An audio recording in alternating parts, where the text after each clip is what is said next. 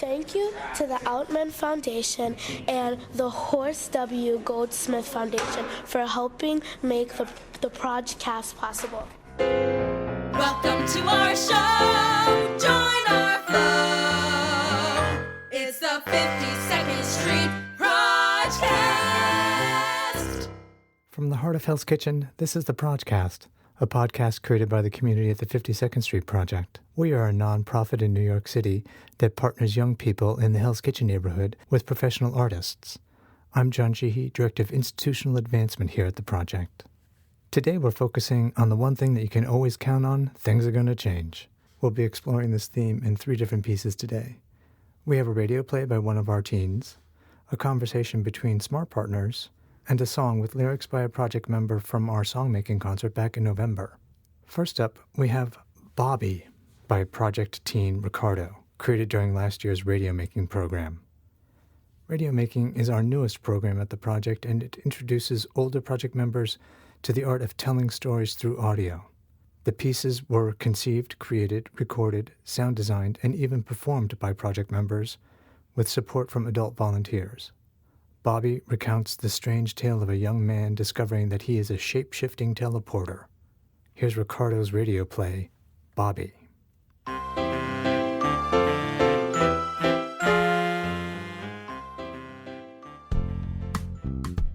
Monday. My name is Bobby Jr. I'm an office worker. My job is pretty boring. I work from 8 to 6 taking phone calls from angry people who are upset about their credit card debt. Hello? Hello, Mr. James. We are calling on behalf of the loan deal you made a month ago. I'm sorry to inform you that after reviewing your account, you are in no position to be making these deals. Therefore, we are withdrawing from the deal. What? Sir, Just who do you people think you are? You insured me. You could back me up. You no good lying sons of b... Just another day in the office.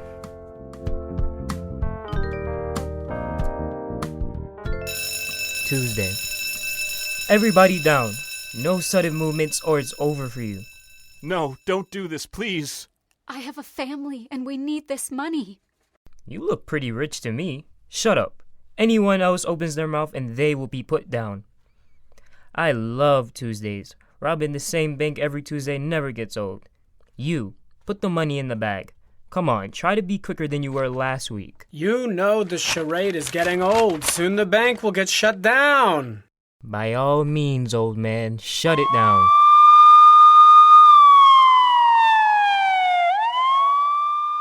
Bobby, we're getting tired of doing this every week, man. Give up, we got you this time. Come out and stay still, and if you so much as twitch, it's lights out. Drop the money, Bobby. But you said if I move... Drop the money now! Nah, I don't think so.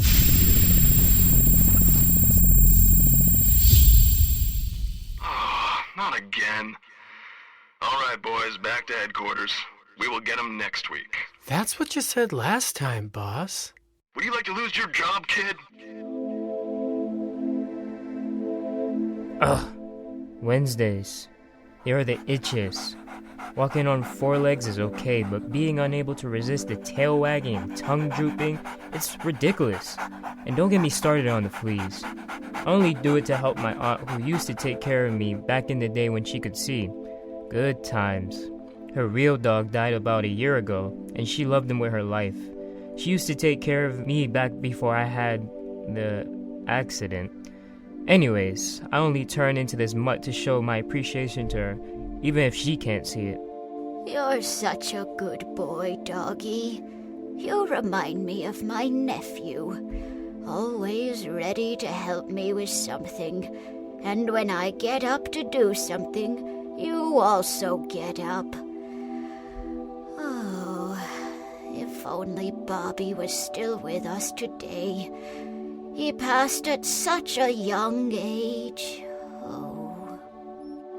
If only she knew. But no one knows, and no one will ever find out. Thursday. Once again, I'm heading down this dark alley. Many late Thursday nights I've been down this alley to mark my territory. Each time I had to fight and claw and hiss to do so. I continue down the alley and squeeze under the gate. I see a big yellow cat, a new face from last time. He immediately hisses and I eye him. My ears curl back and I let out a low cat screech. I am slightly bigger. The yellow cat charges. Other cats hide and watch the yellow cat pounce at me and land on nothing. I've teleported behind the cat and pounce on it. It screeches and hisses. I use my strength to subdue it and it finally tires out. I let it go and it gets up and walks towards the gate, squeezing under it. It looks back and I hiss an establishment and the yellow cat scurries away. Friday. Well, to start off on Friday, I'm me, the real me. I am a video game designer and as of right now, I am working with the girl of my dreams, who wants absolutely nothing to do with me. Friday is the day off. No office building, no bank robbing, no teleporting, and no butt sniffing, and definitely no cat fights. It's all about the true me, or at least the person I would have turned out to be had I not gotten all these powers, had the accident not happened. It was about 5 years ago when I was just starting high school. I lived with my aunt. I was a pretty good kid. Sure, I was a nerdy kid and only had one friend, but it was fine. Anyway, one day on a Friday, my friend James, a big tough kid that went to my school, decided we should check out an old abandoned factory down the block from us. Hey, Bobs, let's go check out that factory. Okay. I wanted to say no, but he was the type to call me a loser if I did. We went to the dark factory and instantly I was scared, but I hid it. We climbed through a small hole in the fence and walked to a door. James, who was a 6-foot-tall jock, seemed unafraid and opened the door without hesitation. Whoa! We both said. The factory was steaming, and there was a green liquid in a giant bucket beneath the railing we were on. Let's go back. What are you? A chicken? Don't call me that. Grrr. I shoved him and he fell. Oh, Bobby, you shouldn't have done that. He had his big, doofy smile on his face. He always failed to realize when he angered me and took everything I said and did as a joke. Hi-ya! He slapped me and I lost it. I ran at him ready to pummel him. I was gonna knock him out, but last minute he dodged my punch and put his hand on my back to push me. I was so blinded by my anger and he was so dumb that we forgot our surroundings, and I got sent over the edge, falling into the acid.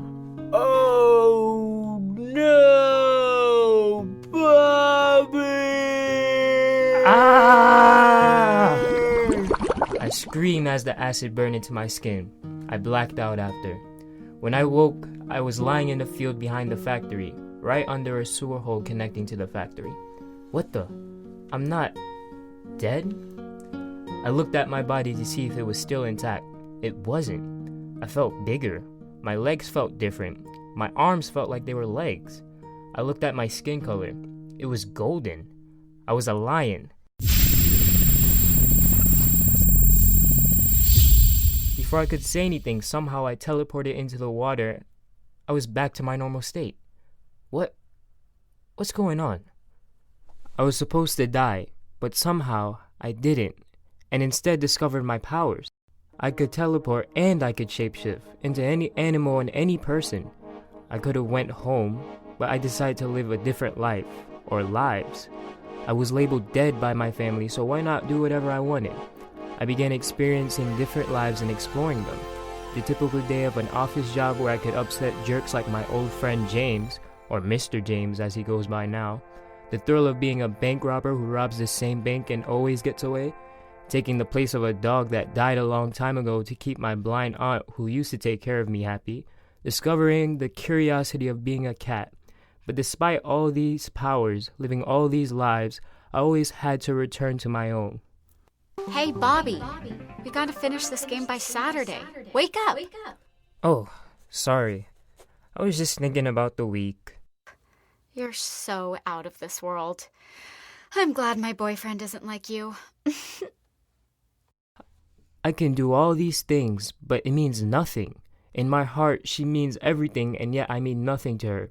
It's almost like when I fell into that acid, I really did die. I love this girl, and she despises me. Yet I continue to love her. I may have everything I thought I wanted. I might be able to go anywhere, be anyone, but I know I can never be with her. I would gladly trade these powers to be with her. But to me, from my own experience, once you are labeled dead, I guess you truly are dead.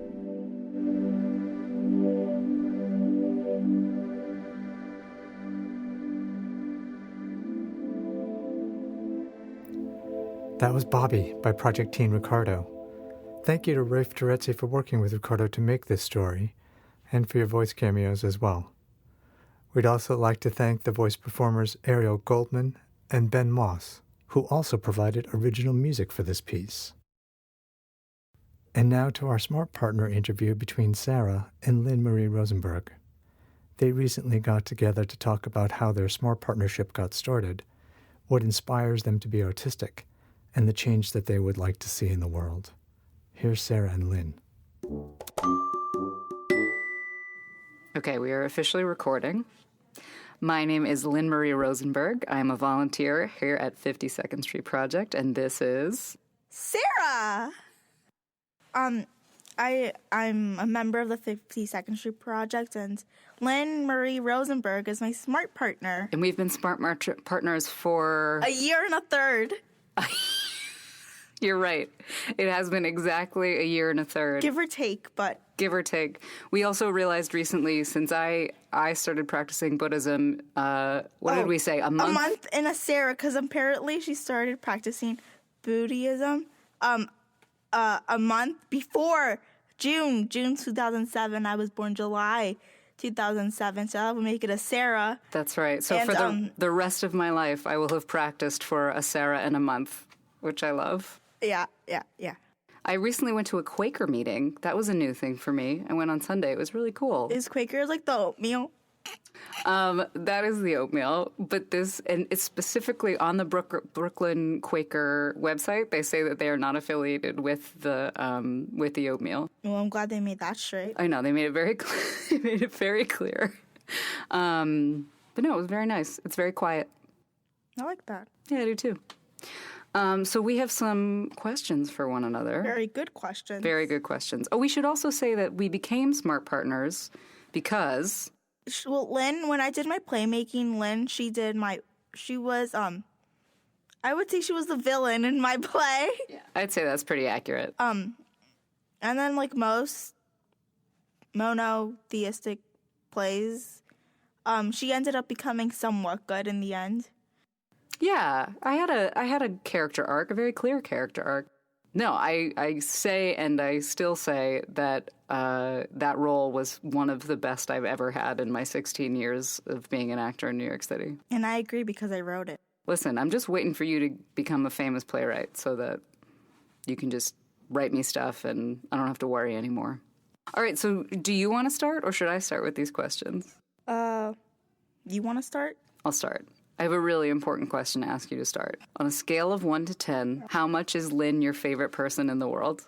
Well, I'm glad you're not telling me to, rank you from my favorite people. So, you are, I would give you about, a 10.5. Oh, I can't tell you what that means to me. I'd give you a 10.5, too. Okay. You are decidedly my favorite person in the world. Oh, thank you. You're welcome. All right, I'm ready. I'm scared. Okay, ready? Yep. What is your favorite childhood memory? Oh, what a good question. Yes, I'm proud of myself. I'm proud of you, too, and what a hard question. You know, when I was little, every Sunday, I would see my grandparents. We would go to my grandparents' house every Sunday. There was something really special about that I lived close enough to my grandparents on my dad's side. And they lived on a beautiful lake, and so I could go swimming in the summer, and I could play on the computer all the time. And I think it's really special that I was able to have that regular relationship with my grandparents. So that's probably one of my favorite memories. When you wrote Hollywood is Harsh, which is the playmaking show that we were talking about, how influenced were you by the actors Lynne and Shalia Latour? What do you mean, influenced by? Well, because we started by having a meeting, right, where you met us Yes. and you asked us a bunch of questions. How did those questions feed you? Oh, okay. I think it was mostly you that influenced me. Yes. And here's why. Good because answer. You, a lot of things that you told me were, a lot of things that I wanted. So, I guess, and I'm, a very dramatic person. Mm-hmm. And that's why your play was very dramatic. Because you said you were an only child, which is something that I love. Like, you have no idea how much I want. Like, no idea. No offense to your younger sister. Oh, a lot of offense. No, a lot of offense. Let her be offended. Okay. Okay. And then it just made me realize that I should put a lot of wants a lot of my wants in the play. Yeah. I would agree with that of any playwriting. Like, start from a place of what a character wants, and that can be what you want as well. Yeah. And it was also, and that was, like, the reason that my play was pretty good, because it was also sort of, like, my wants. Like, you get it? Yeah. Like, it was also sort of, like, I almost felt like as if, like, almost I was one of the actors, which is, like, what made me, which is, like, because I wanted it so much, it was, like, one of the reasons that I put so much determination and dedication into it. You certainly did. It was an excellent, excellent play. Thank you. Okay, I'm ready. So, how long have you been with the 52nd Street Project? I started volunteering. I was just doing homework help in fall of 2011. So I've been here for, 7.5 years? What year is it? 2019, Lynn. So yeah, it'll be 8 years in the fall. Okay. Okay. This is kind of a follow-up question to what we were just talking about. Are you still writing? Are you writing anything right now? I actually am. I'm writing this, I don't even know what I'm doing. I just, like... Yeah, that's the thing. I don't even know what I'm doing. Well, in school, I'm doing a triple E class, which honestly I don't think helps me at all. It's just creative writing. But I am writing. I'm just writing, like, because a lot of the time I spend my time, I wouldn't really say fantasizing, just, like, imagining, like, what would happen if, like, certain events lead to other events. So I'm just writing this, like, I don't know, like, most of the books that I've read are, like, romantic comedies or something, and so I guess I would be pretty inspired by that. So, like, I wouldn't call it writing. I'm just, like, jotting down ideas or, like, about, like, this girl who was going home on the train. And, like, all of a sudden, like, the train stops. And then, like, to make matters worse, there's, like, this armed person on the train. Oh. Yeah. I think that's great. I think... some of the stuff I've written I've been most happy with, I had no idea what it was going to be when I started.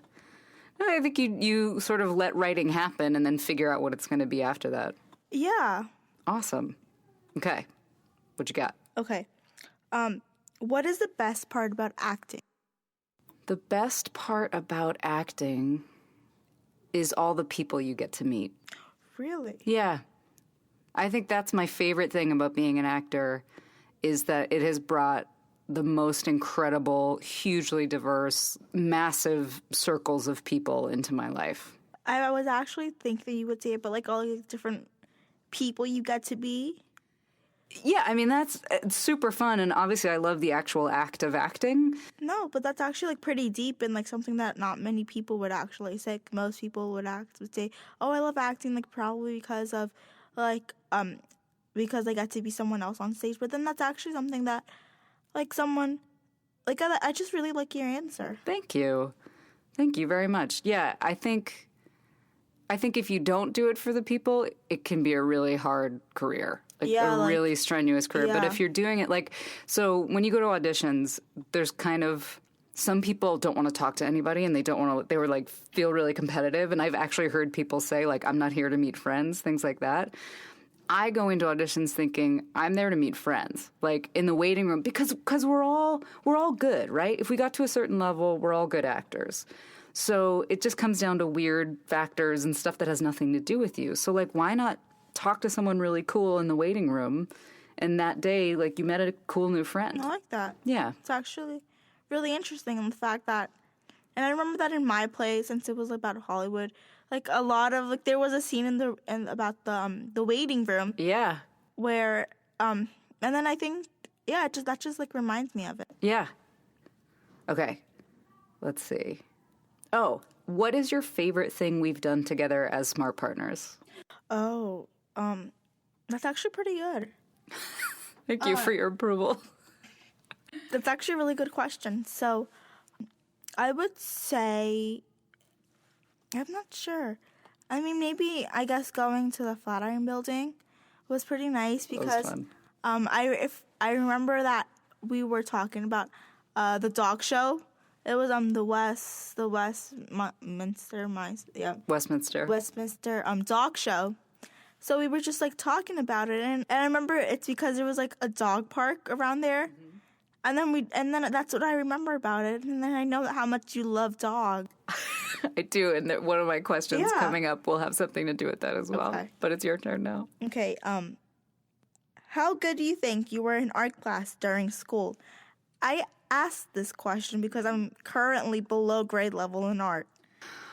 I know, and I don't remember us actually being graded on like talent or ability. I remember us being graded on just trying, and it bothers me that you're graded on talent and ability because I don't think that's fair, and I think it can really squash a love of art. Yes. I don't remember us even being graded in art class when I was your age. I mean, we took it, but I don't remember it being something that we could like get a grade on. It was like an additional class. Everyone took it, but it wasn't like part of your academic. It was something like to like help you relax or something. Well, yeah. I mean, it was just like an additional thing. I took drawing classes and painting classes when I was a kid as well. But those were like fun extracurricular things.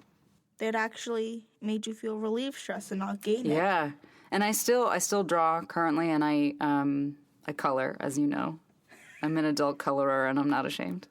Yeah, you shouldn't be at all, Lynn. Thank you. I think it's something completely normal. Like, your face says otherwise. Okay. They can't see my face, Lynn. I know, but they can hear your face. Okay, this is connects to what we talked about before. If you were a dog, what kind of dog would you be? Ooh, I would be a Chihuahua.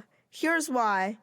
Like there's shows like I would love being in a small body, you know, and like I don't know, I guess like the fact that you're so small, you're adorable, and then the fact that you can just like I don't know, that people like have an instant love for you. Like you get it? Yeah, I totally get it. I also think for both of us, there's something about being like small people with really big personalities, and Chihuahuas are that way too, where they're like these little things, but they have these huge balls of joys or like emotion. Yep.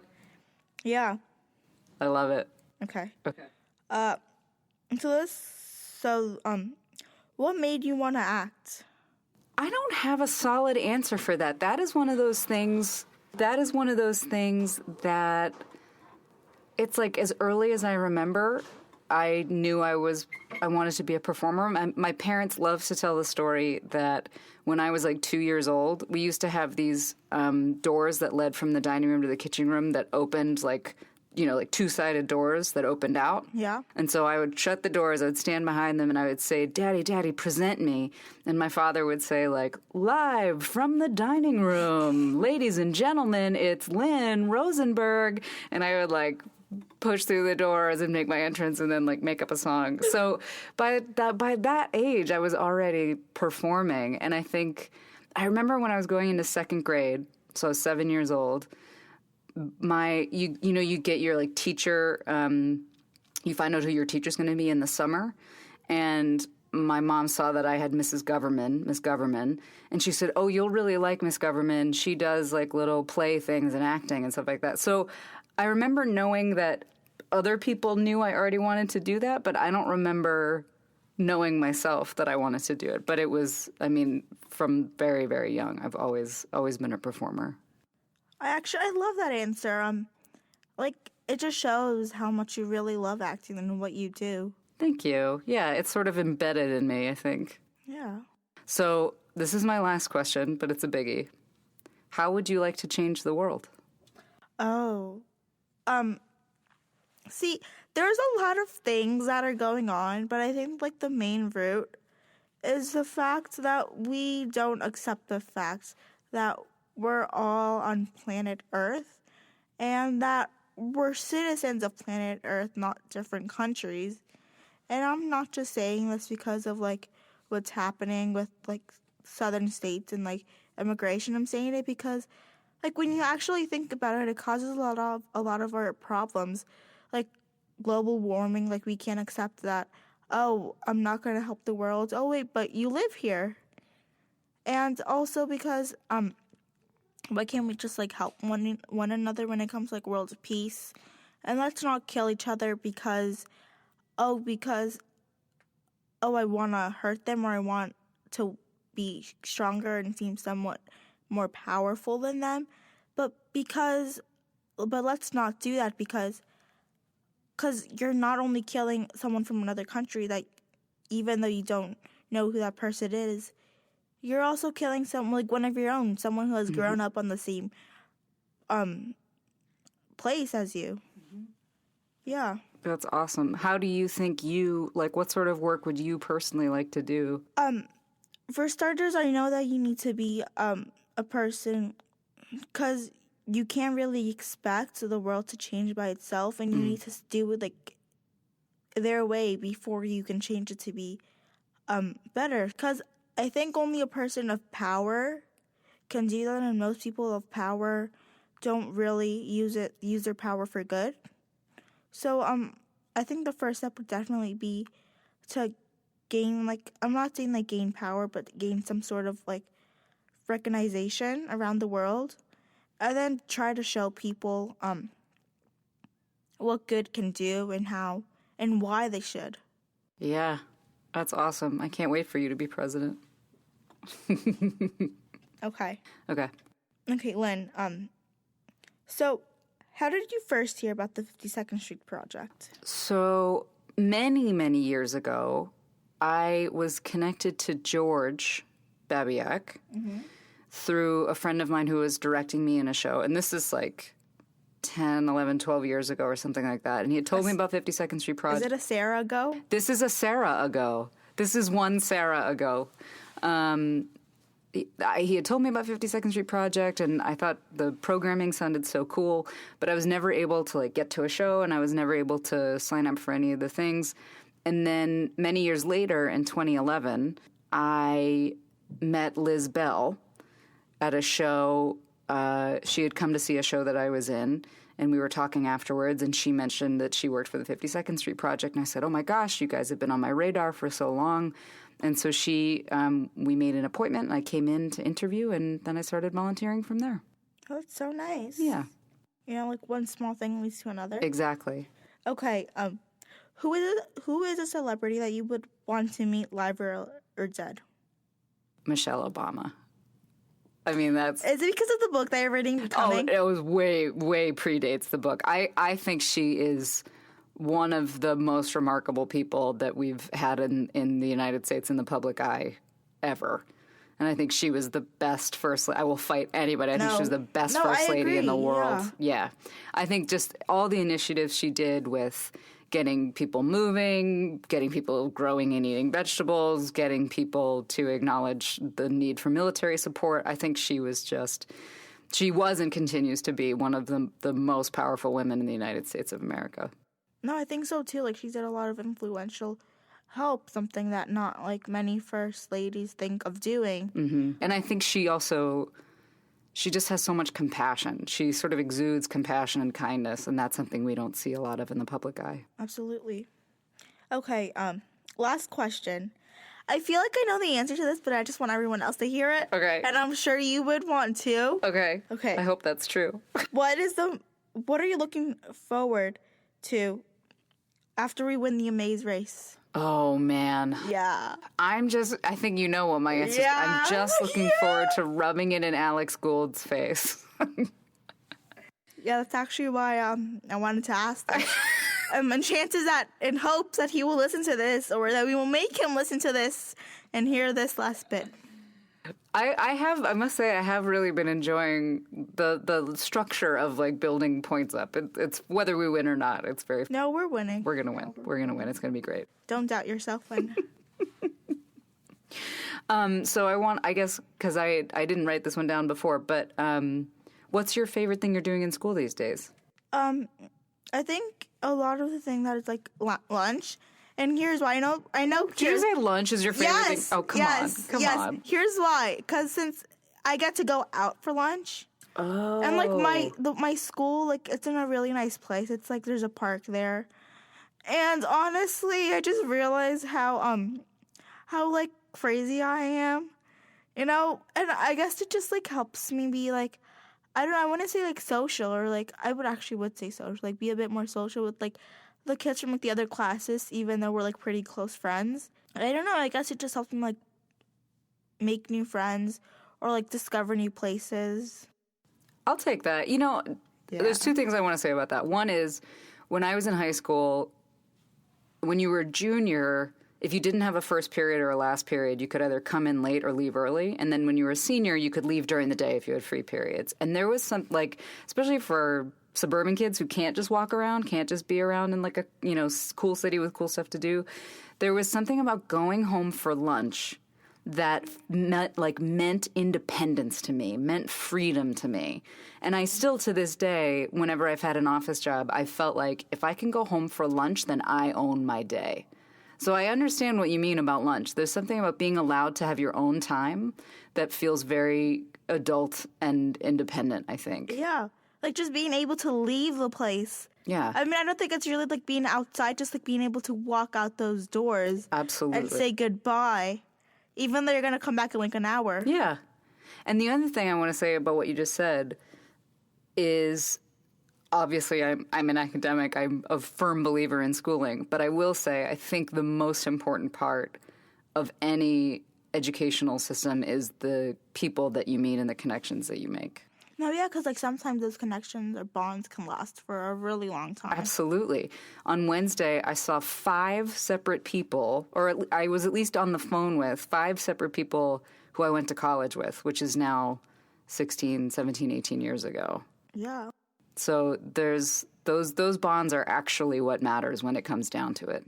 Yeah, because it only matters like who you end up with, or exactly like the people that you're still in touch with after like 18, 16 years. I'd say that's a pretty long time. That's like half your lifespan.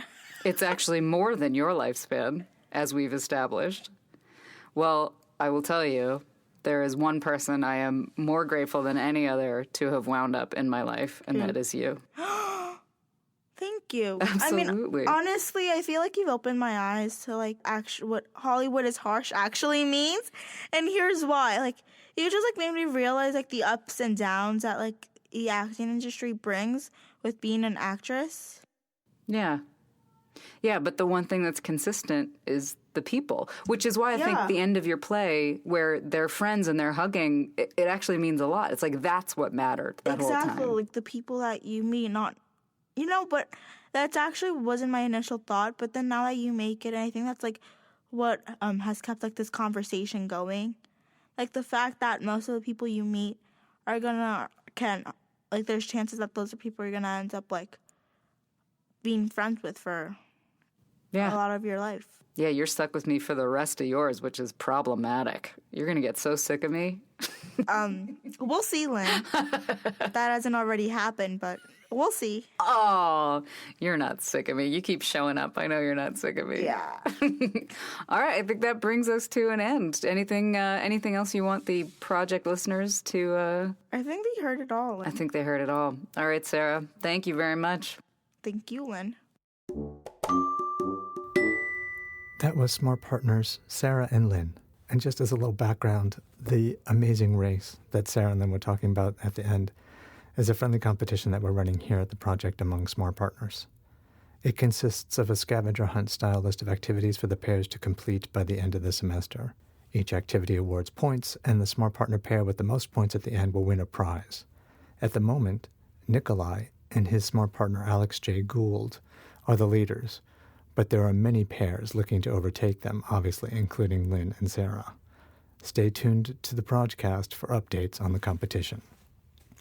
Finally, today we have a performance from our Songmaking concert last November. We are presenting City Life with lyrics by Kiara and music by Jarrett Murray and sung by Nadia Quinn. It's a song about the ever-changing people and neighborhoods of New York City. Here's Kiara with her introduction from our concert last November.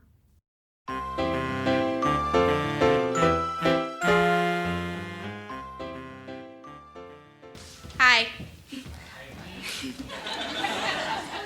I'm Kiara, and I'm 15 years old.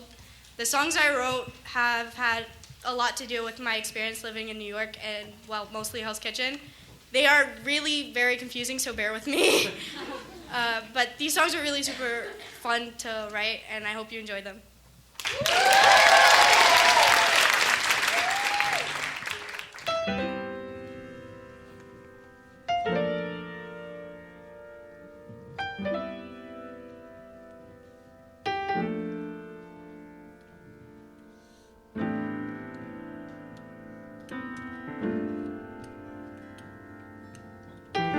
City life is too fast.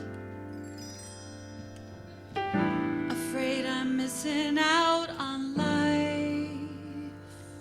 Wishing for a moment for everything to slow down, just to breathe. Wishing to drown out all the noise. Wishing to not see fake smiles and the masks between them. Yes, the masks between them would come off.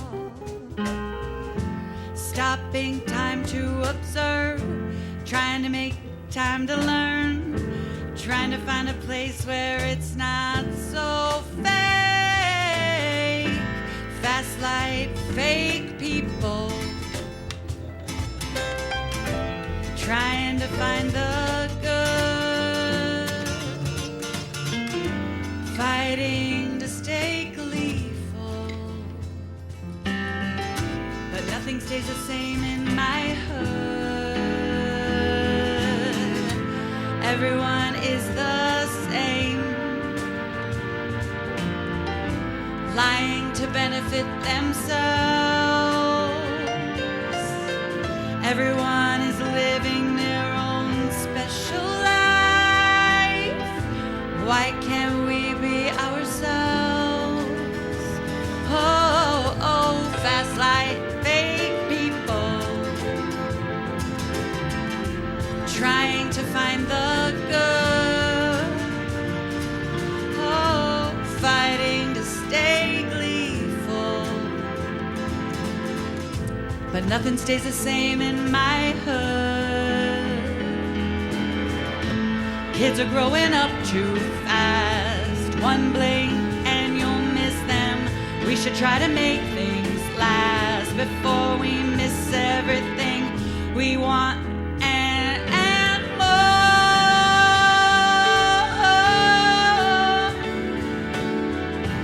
Bright,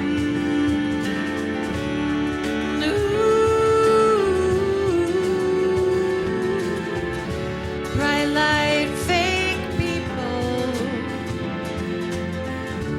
always finding the good, forever gleeful, but everything's the same in my hood. Bright light, fun people, always finding the good, forever gleeful, but every day's the same in my hood. But every day's the same in my hood. But every day's the same in my hood.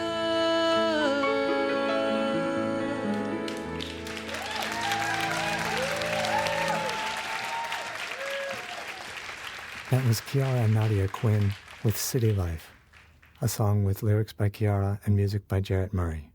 The Songmaking concert band also included Clayton Grimm, Kim Jin Young, Sean Palatroni, David Trujillo Tapias, and Richard C. Walter, with music director Avi Amon.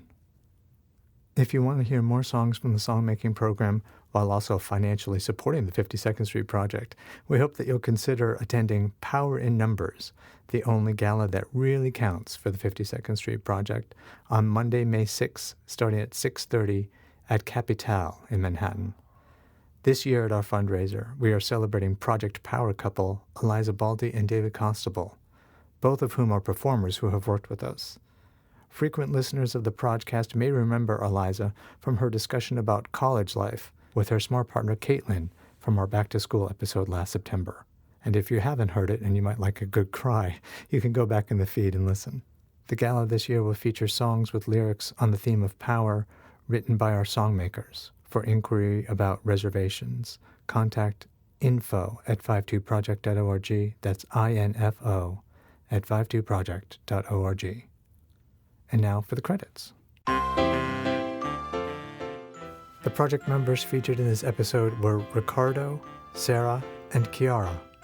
The adult volunteers in this episode were Ariel Goldman, Ben Moss, Jarrett Murray, Nadia Quinn, Lynne Marie Rosenberg, and Rafe Terezzi. The PROJcast theme song was created by Justin and his smart partner Eric March, and performed by Miranda Anderson, Rebecca, and Nicole. The PROJcast logo was created by Iris Brown. Follow us on Facebook, Twitter, and Instagram. Just search for the 52nd Street Project and look for 5E and 2E in our logo. The 52nd Street Project is supported by public funds from the New York City Department of Cultural Affairs and the New York State Council on the Arts. The 52nd Street Project is a nonprofit organization, and we're able to do what we do because of generous folks like you. Please go to our website, 52project.org/donate, to check out how you can support us. Every little bit helps. Again, if you're interested in this year's Gala fundraiser Power in Numbers on Monday, May 6th, please contact us at info@52project.org, or you can visit our website, www.52project.org, for more information. We'll be back in your feed with a new episode of the PROJcast in a couple of weeks. See you next month.